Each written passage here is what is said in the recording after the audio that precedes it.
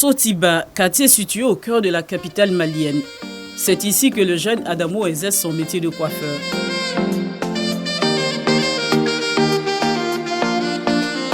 Son amour pour la coiffure remonte à son enfance à Abidjan. J'ai grandi au milieu des filles. Ma mère a fait 18 filles.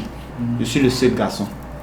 À chaque fête, ma mère me donnait des cadeaux. Mais mes cadeaux là, on emballe ça. Lui qui va emballer là, lui il prend poupée, il se trompe. Il met poupée dedans et puis on m'emmène ça. Donc lorsqu'on m'emmène, ma grand-mère dit de laisser. On ne sait pas pourquoi Dieu fait ça. À chaque cadeau, c'est ce qu'on fait. Là, je tressais ces poupées-là. C'est comme ça que j'ai commencé à tresser. Mais je me disais que, bon, comment un garçon va tresser? Donc je cachais ça. Installé à Bamako depuis une dizaine d'années, la tresse semble lui réussir ici.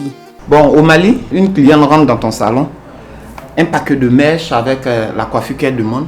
Bon, on peut regrouper ça, soit un paquet de mèches à 8 000 francs avec la coiffure. Bon, en Côte d'Ivoire, la coiffure, si elle a emmené un paquet de mèches 600, si elle a trompé cette coiffure-là, c'est 2000, 2500. Donc c'est très différent.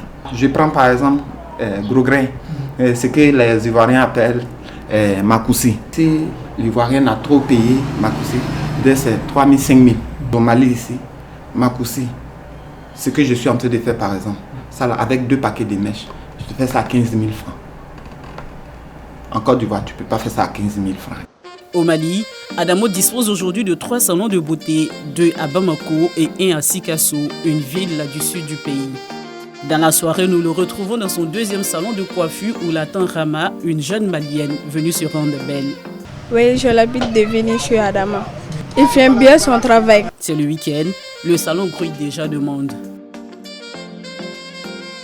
Pédicure, manicure, tresse, tissage, soins de visage, tout y est. Maximum, on peut atteindre les samedis 150 000, 200 000. On peut l'atteindre. Les Maliennes se rendent beaucoup belles.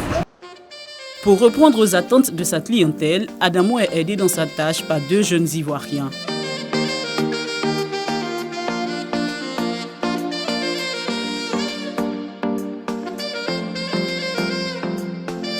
À Bamako, la qualité du travail du jeune Ivoirien force l'admiration des Maliennes. Vous voyez, tous les week-ends, c'est ça. Il fait très bien. Et puis, si je venais ici, je me sens mieux ici, quoi. Les gens ici, ils savent faire leur travail, quoi.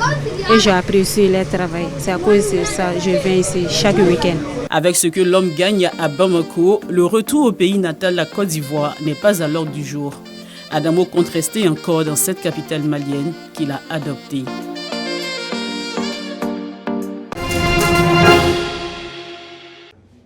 Responsable et membre de la commission régionale de l'Observatoire de la solidarité et de la cohésion sociale du Tonkoui, réunis à la direction régionale. Leur présence, faire le bilan du fonctionnement de la commission, mais surtout relancer les activités qui visent à lutter contre la pauvreté dans le district du Tonkoui et améliorer le fonctionnement de la commission. Cette réunion nous a permis de faire le bilan des activités, sinon des actions menées dans la région du Tonkoui en matière de solidarité et de cohésion sociale.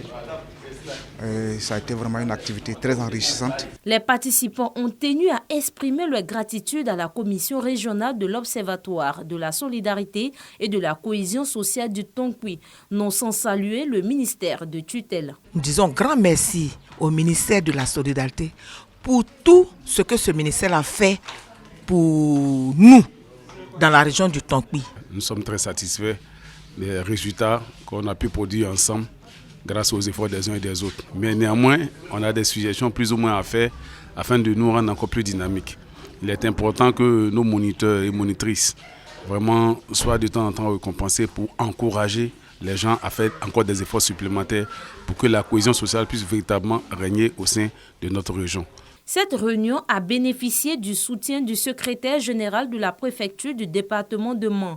Il représentait à cette rencontre le préfet de région. Par ailleurs, président de la commission régionale de l'Observatoire de la solidarité et de la cohésion sociale du Tonkui. Il a félicité et encouragé les membres de la dite commission pour leurs actions de cohésion au service de la région.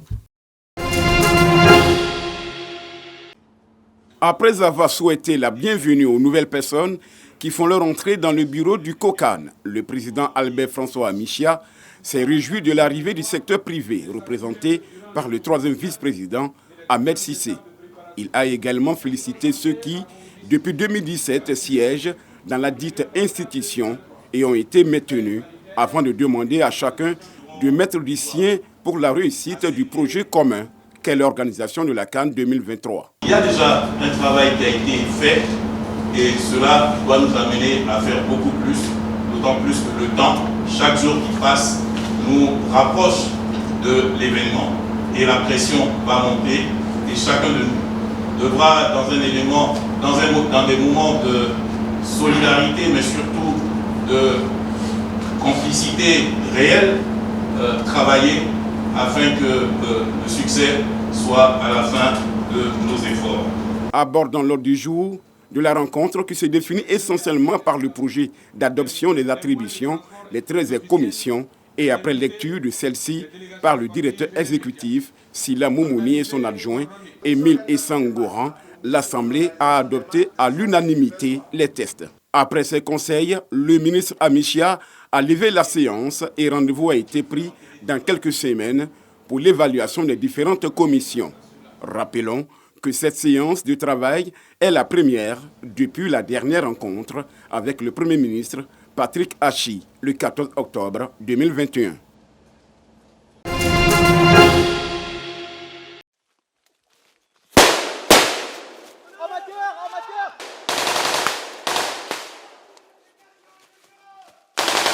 Leur lieu de formation, la jungle guyanaise.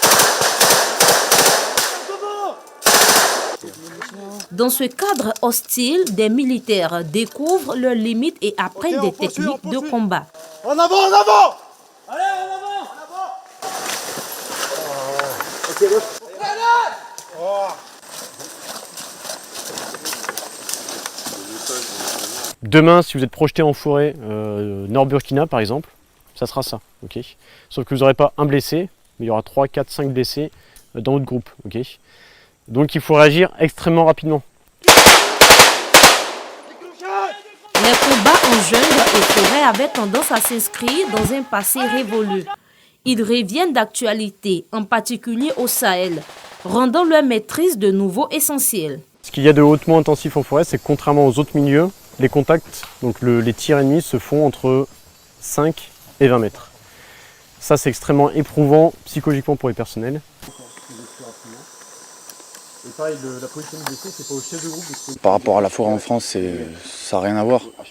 Il n'y a pas beaucoup de visibilité, on doit rester un peu plus concentré. Il y a des bestioles qui te piquent, il y a tout qui essaie de te bouffer. On ne peut pas être calme comme dans la forêt, soit en métropole, quoi.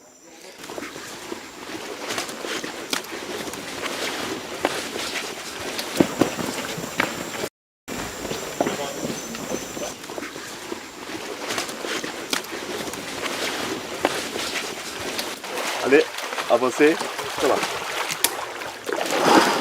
Touche pas les mains.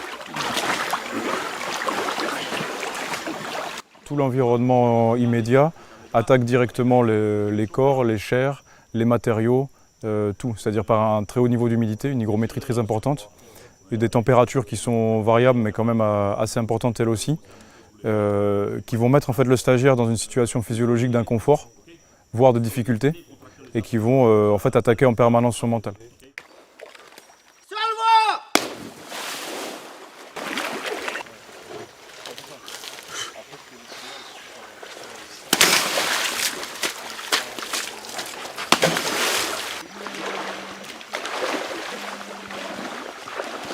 Levez. On se déplace. Attention, posez. Posez.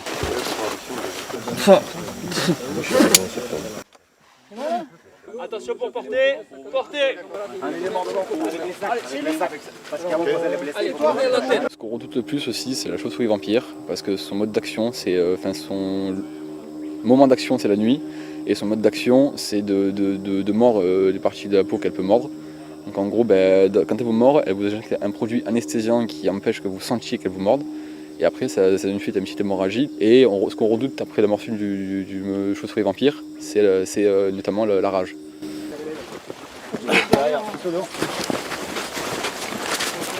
Donc toi, tu remplaces lui.